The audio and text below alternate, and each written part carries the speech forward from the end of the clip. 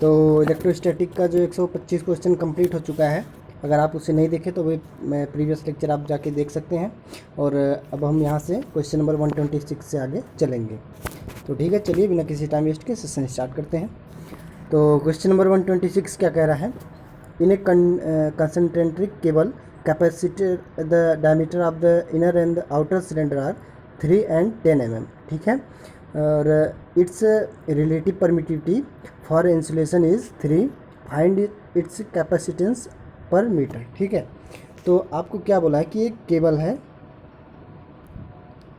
ठीक है, ये केबल है, इसका इनर डायमीटर है और ये इसका इनर डायमीटर और बीच में जो इसका इंसुलेशन लगा है। ठीक है, और इस इंसुलेशन की जो रिलेटिव परमिटिविटी दिया है एप्सिलॉन आर की वैल्यू वो दिया है 3, और हमें पूछा है कि कैपेसिटेंस कितना होगा इस केबल का। ठीक है, यानी एक प्लेट ये एक आउटर शीट वाली जो होती है, ठीक है, इसके बीच में इंसुलेशन जो होता है, इनके बीच जो है ये पूछा है आपका कि कैपेसिटेंस क्या होगा। ठीक है, तो अब देखिए कैसे इसका फार्मूला आप पहले रिवाइज करिए, नहीं याद है तो फार्मूला देखिए।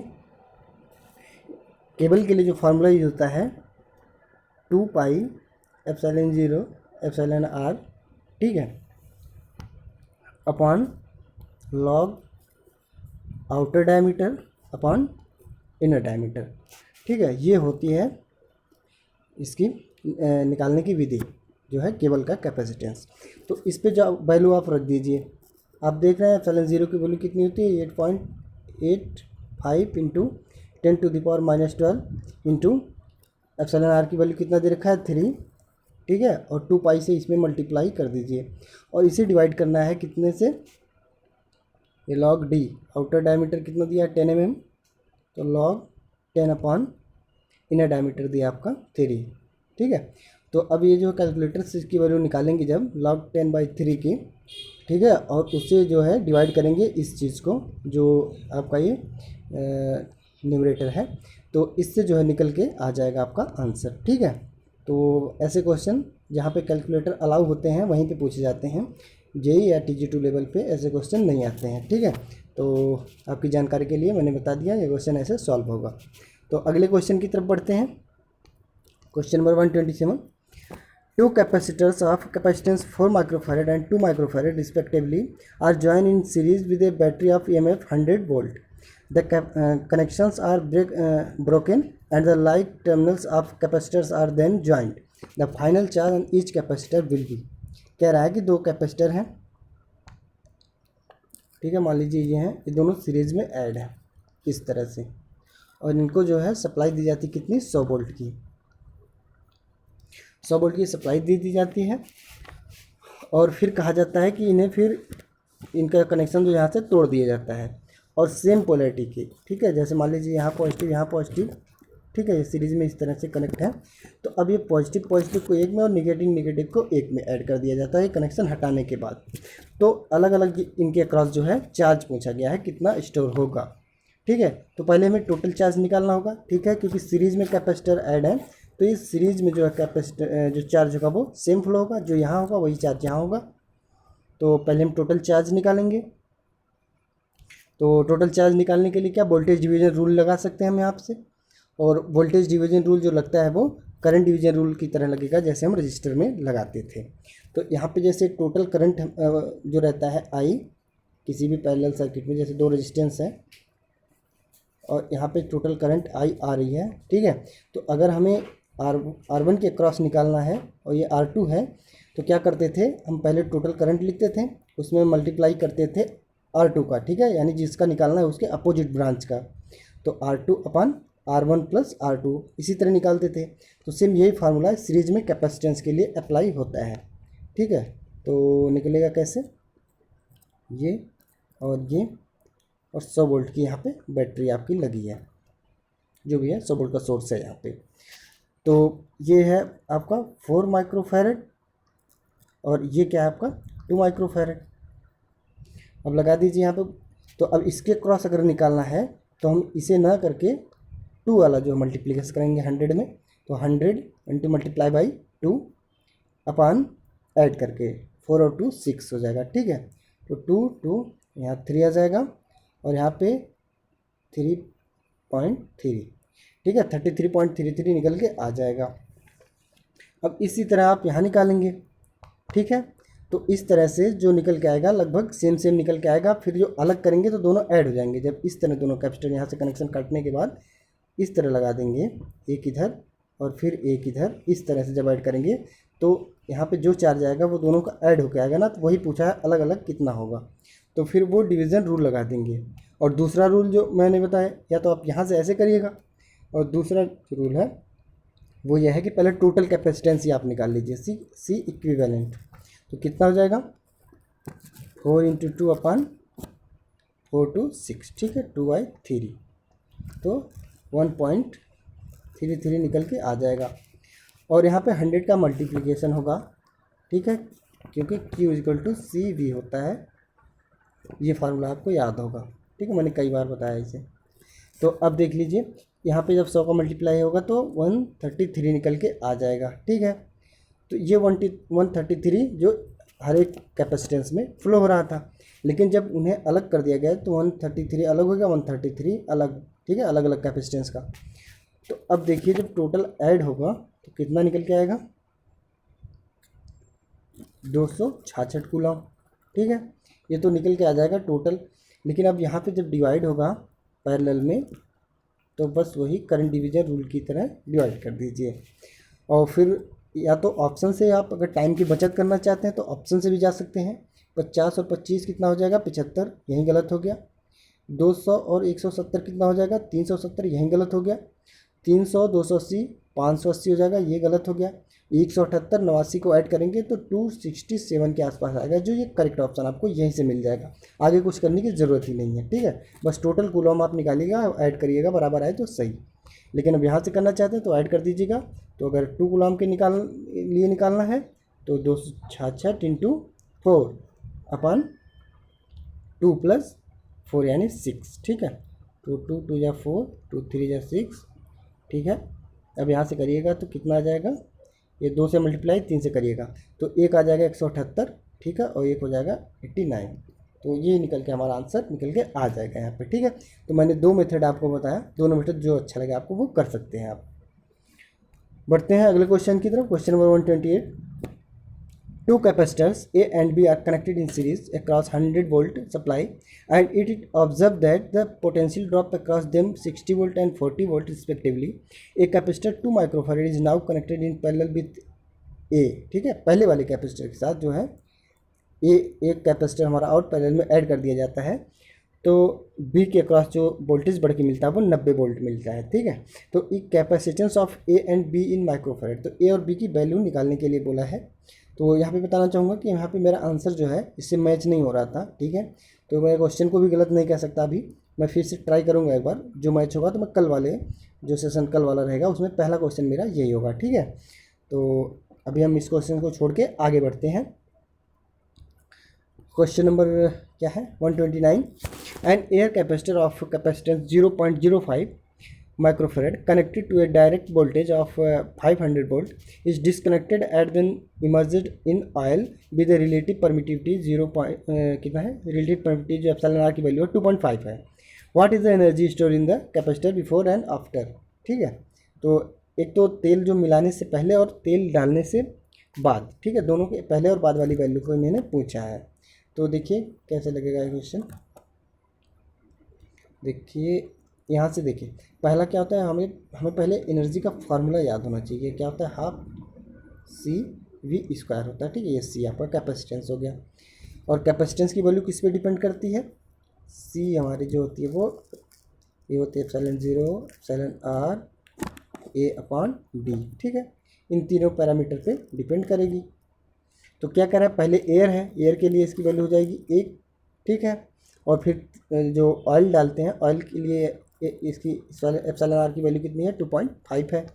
तो कंपेयर कर लीजिए, पहला कितना है C1/C2 = कितना आ जाएगा, पहले की एयर की वैल्यू 1/ दूसरे की वैल्यू कितनी 2.5, ठीक है।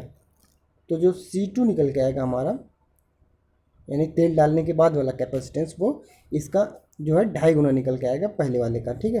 तो 2.5 × मल्टीप्लाई कर देंगे, कितना है, पहले प्रीवियस वैल्यू कितनी दे रखा था, 0.5 था शायद, हाँ। तो इससे हम 2.5 गुना इसका निकाल देंगे, किसका, 0.05 का 2.5 गुना, ठीक है, 0.05, ठीक है, 00 है, और इसका 2.5 गुना निकाल लीजिए आप। अब जो आएगा, ठीक है, अब वैल्यू यहाँ पे आप रखिएगा, हाफ C1V² हाफ C2V², ठीक है, क्योंकि वोल्टेज तो सेम ही रहेगा। तो यहाँ 500 स्क्वायर यहाँ करिएगा, 500 का स्क्वायर यहाँ, लेकिन पहले जो वैल्यू रखिएगा 0.5 रखिएगा यहाँ पे, और दूसरी वैल्यू यहाँ रखिएगा। तो कंपेयर करेंगे आप, तो पहले में 625 के आसपास निकल के आ जाएगा, और फिर उसके बाद 250 दूसरे का निकल के आ जाएगा। आप करके देख लीजिएगा, ठीक है, इन दोनों में बस प्रोसेस यही होगा। तो उम्मीद है आप ये क्वेश्चन सॉल्व कर लेंगे, और अगर नहीं लगता है तो आप कमेंट बॉक्स में कमेंट करके बताइएगा, हम अगले लेक्चर में इसे ज़रूर ले लेंगे, ठीक है। यहाँ पे थोड़ी पेन से जो है वो करने में थोड़ी दिक्कत हो रही है, तो आप इस सॉल्व कर लीजिएगा। मैंने आपको सारी जो है इसकी प्रोसेस बता दी, ऐसे ऐसे करना है। तो आगे बढ़ते हैं, question number 130। A capacitance of 100 microfarad is connected in series with resistance of 8000 ohm. The time constant of the circuit is, ठीक है, टाइम कांस्टेंट पूछा है। तो पहले आप ये जान लीजिए, एक सर्किट होता है हमारा RL, एक होता है RC, ठीक है, ये दो सर्किट होते हैं। RL के लिए हमारा टाइम कांस्टेंट क्या होता है, L/R होता है, ठीक है, टो की वैल्यू की। और RC के लिए टो कितना होता है, RC होता है, ठीक है। ये टाउ की वैल्यू जो होती है ये इस तरह होती है, RL और RC के लिए, दोनों के लिए अलग अलग होती है। तो इसमें आपको देखिए क्या क्या दे रखा है, पहले देख लीजिए। ये हमारा RC सर्किट है, तो क्लियर है, क्योंकि कैपेसिटेंस जो है जुड़ा है रेजिस्टेंस से, और दोनों की वैल्यू आप अलग अलग लिख लीजिए। तो टाउ की वैल्यू जो होगी हमारी कितनी, 100 इंटू 10⁻⁻⁶, क्योंकि माइक्रो में दिया है, इंटू 8 और 8000, ठीक है। अब देखिए यहाँ से 2 0 इधर है और 3 इधर है, 5 0, तो यहाँ पे -1 हो जाएगा, ठीक है। अब -1 है तो यहाँ पे 0.8 हो जाएगा, तो ये हमारा डी वाला ऑप्शन हमारा यहाँ पे करेक्ट हो जाएगा, ठीक है। फार्मूला याद रखिएगा, RL सर्किट के लिए कितना होता है, L/R, और RC के लिए क्या होता है, CR, ये होता है हमारा फार्मूला। बढ़ते हैं क्वेश्चन नंबर 131 की तरफ। In a cable capacitor voltage gradient is maximum at the surface of that, ठीक है। इस सरफेस पे जो मतलब वो होता है, स्ट्रेस सबसे ज़्यादा कहाँ होता है, पूछा सीधे सीधे। ये कई बार एग्जाम में पूछा गया क्वेश्चन है कि जो केबल हमारी होती है, ये हमारा हो गया इंटरनल कंडक्टर, और इसके ऊपर से जो हमारा इंसुलेशन लग गया, ठीक है। तो अब ये पूछा है कि इसमें जो सबसे ज़्यादा जो स्ट्रेस रहता है वोल्टेज का, वो कहाँ रहता है, अर्थ में, ठीक है। तो अर्थ तो बाद में की जाती है, इसके बिल्कुल बाहरी जो उसका होता है, तो उससे कोई लेना देना नहीं है।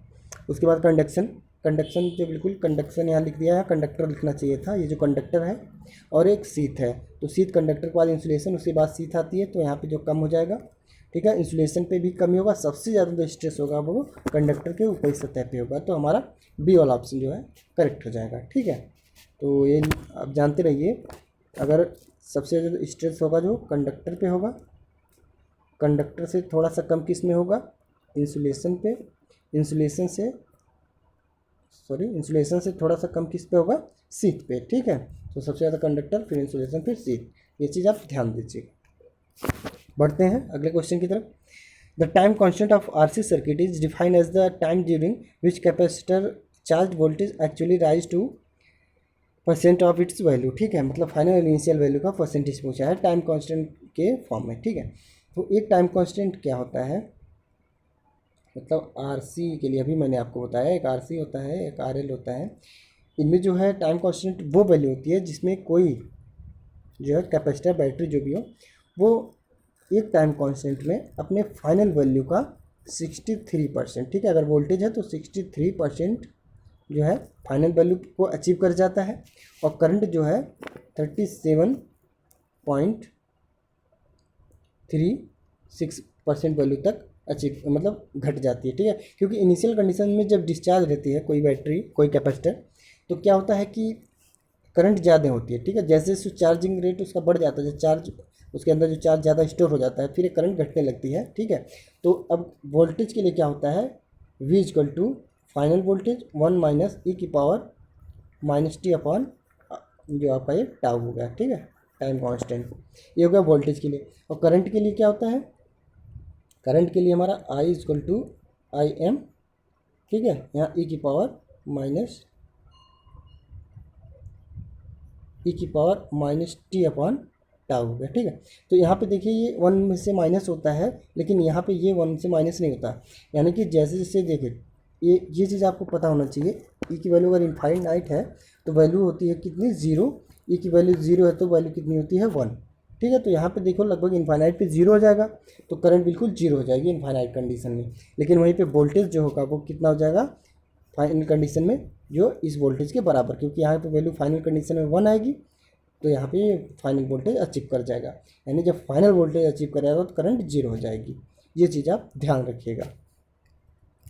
तो यहाँ पे क्या बोला है, तो आरसी सर्किट के लिए time during which capacitor charging voltage actually, तो वोल्टेज जो है ये सी वाला ऑप्शन अपना 63.2% फाइनल वैल्यू का अचीव कर जाता है, उसे हम टाइम कांस्टेंट कहते हैं, ठीक है।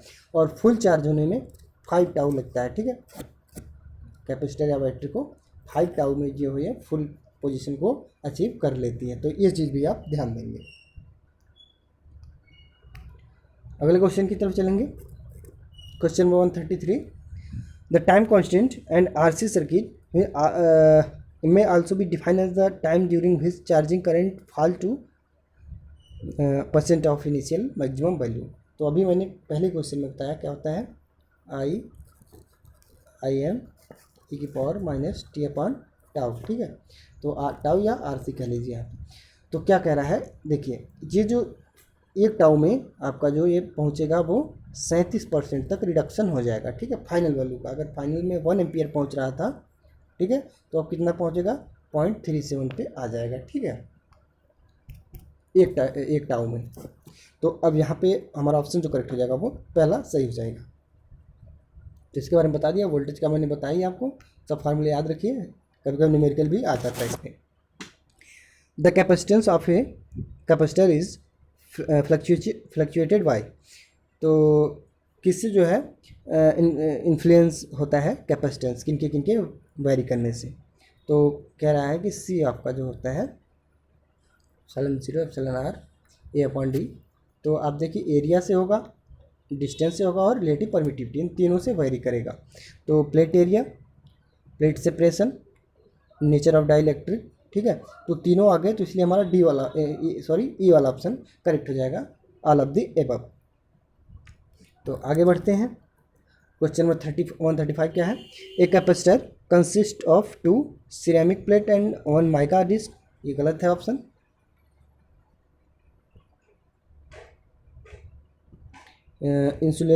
इंसुलेटर सेपरेटेड बाय डाइलेक्ट्रिक, गलत, ये भी गलत।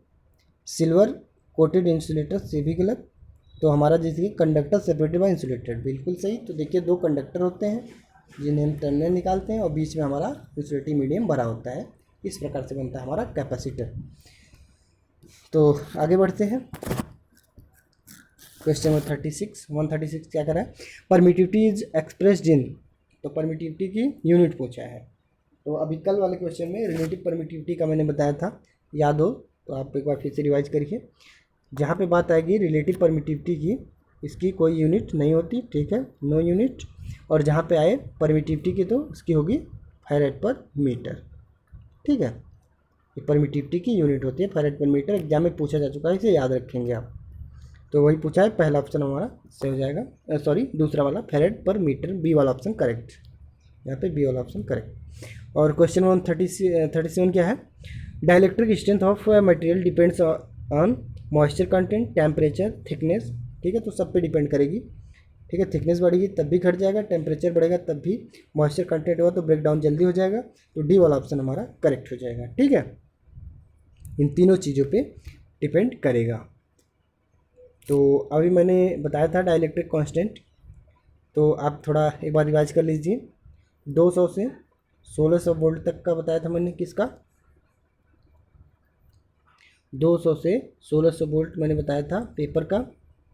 और उसके बाद उसका था कितना, लगभग 30 kV तक का था ऑयल का, जो ट्रांसफार्मर ऑयल लगता है हमारा, ठीक है।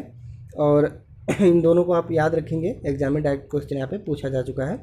तो क्वेश्चन 138 पे चलते हैं हम। What will happen to an insulating medium if voltage more than the breakdown voltage. तो अभी देखिए क्या कह रहा है कि अगर ज़्यादा वोल्टेज अप्लाई कर दें ब्रेकडाउन वोल्टेज से ज़्यादा, तो मीडियम पे क्या इफेक्ट पड़ेगा इस मटेरियल पे। तो भाई ब्रेक डाउन हो जाएगा, क्योंकि देखिए ज़्यादा जब इसके अक्रॉस हम वोल्टेज को बढ़ाते जाएंगे तो इसके जो इलेक्ट्रॉन होंगे, मान लीजिए एक न्यूक्लियस है ये इलेक्ट्रॉन, तो उसमें बहुत सारे न्यूक्लियस होंगे मटेरियल में, और उसके अलग अलग न्यूट्रॉन होंगे, अलग अलग उनकी एनर्जी होगी।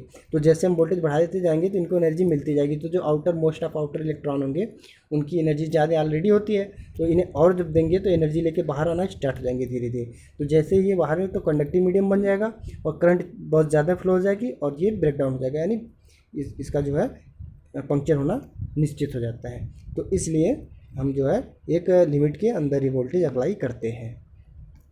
तो बढ़ते हैं आगे।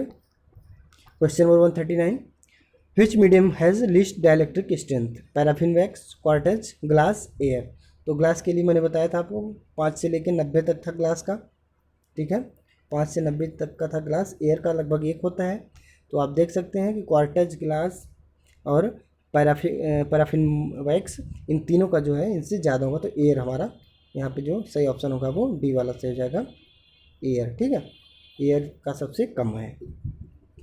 और क्वेश्चन नंबर 140, 1 वोल्ट पर मीटर इज सेम एज, तो 1 न्यूटन पर मीटर होगा कि, ठीक है, क्योंकि देखो वोल्टेज क्या होता है, यानी वोल्टेज बराबर KVL based on energy conservation, ठीक है। तो एनर्जी कंजर्वेशन पे आधारित है ये, और KCL किस पे आधारित है, चार्ज कंजर्वेशन। तो इस चीज़ आप ध्यान रखेंगे, यहाँ से डायरेक्ट क्वेश्चन बन चुके हैं। तो 1 वोल्ट पर मीटर 1 न्यूटन पर मीटर बोल सकते हैं हम यहाँ पे, सी वाला, ठीक है, ये करेक्ट ऑप्शन। यूनिट याद रखिएगा, एग्जाम में कई बार पूछा जा चुका है। क्वेश्चन 141 क्या है, 1 volt is the same as. तो यहाँ पे देखिए फार्मूला बताना चाहूँगा आपको। वोल्ट क्या होता है, V इक्वल टू IR होता है, ये तो आप सभी जानते हैं, और V इक्वल टू W/Q ये भी होता है, ठीक है। तो W का मात्रक यानी वर्क क्या होता है, जूल, और कूलाम क्या हो गया, कूलाम, ठीक है। तो जूल पर कूलाम भी हम कह सकते हैं। तो पहला ऑप्शन हमारा सही जगह 1 जूल पर कूलाम, ठीक है।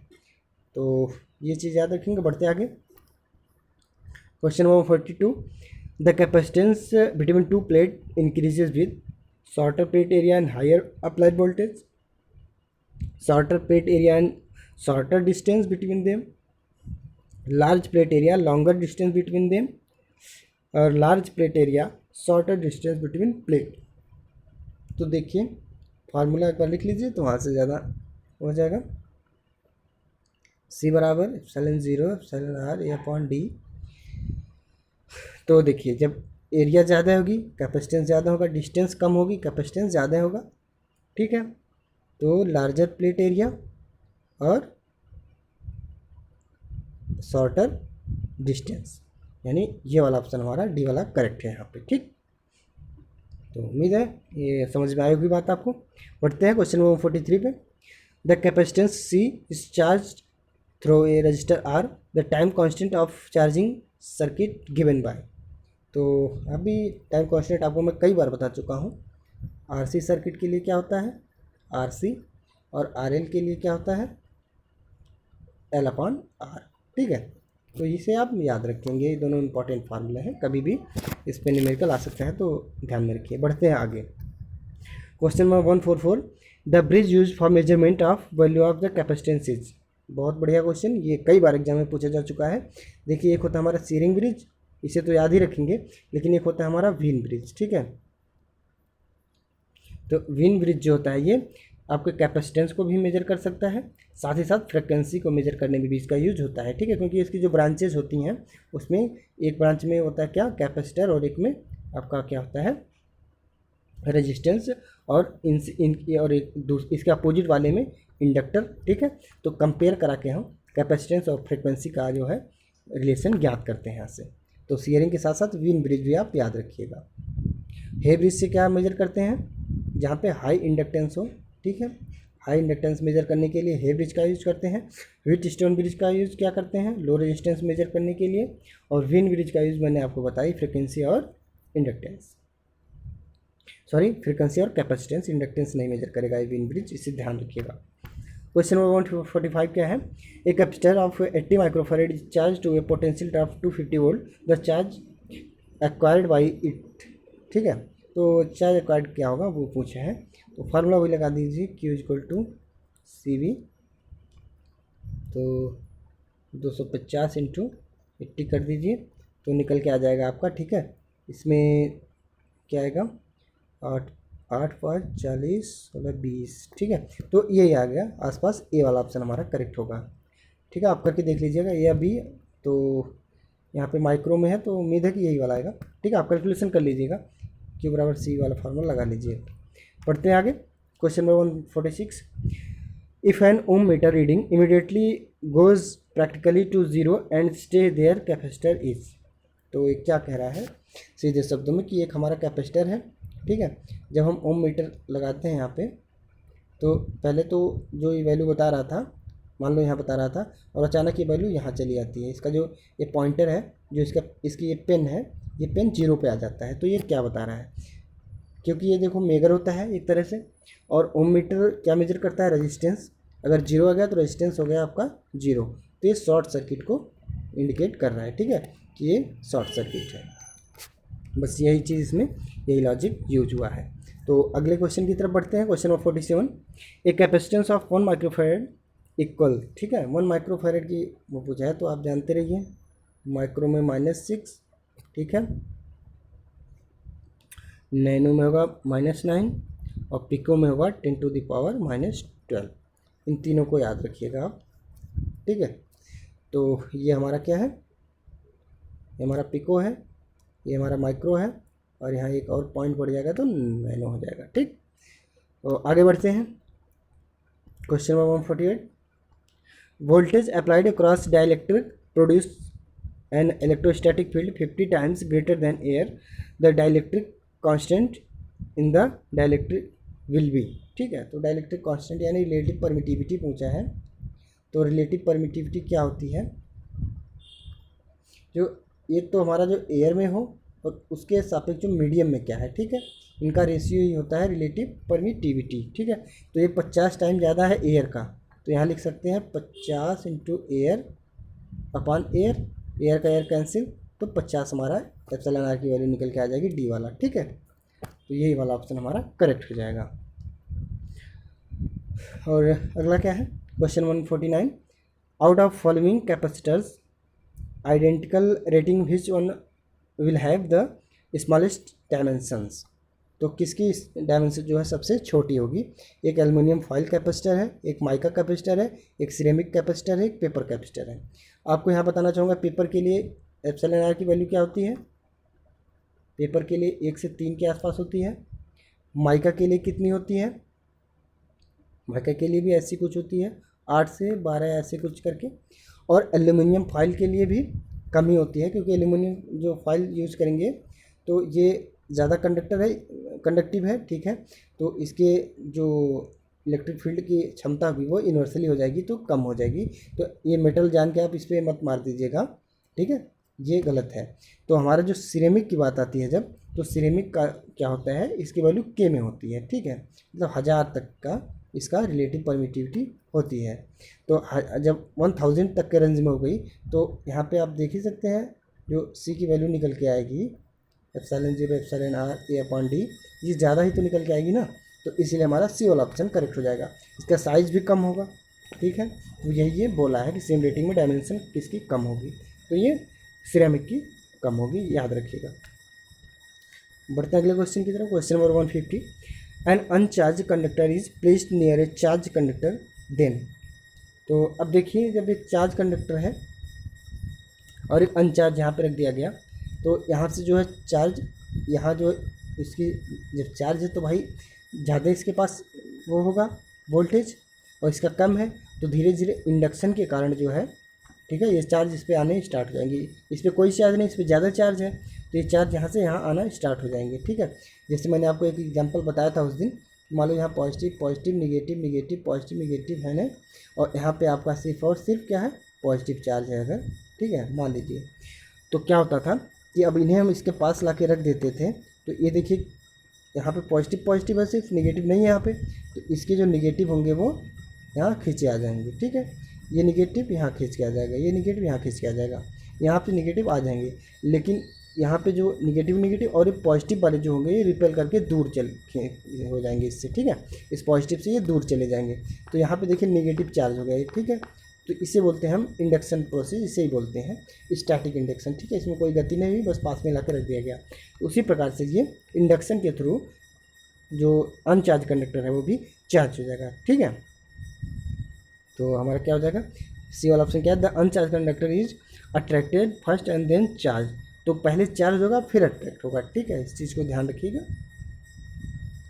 तो उम्मीद है सेशन आपको पसंद आया होगा, और इससे आगे के क्वेश्चन हम आपको कल से जो है फिर बताएंगे, ठीक है।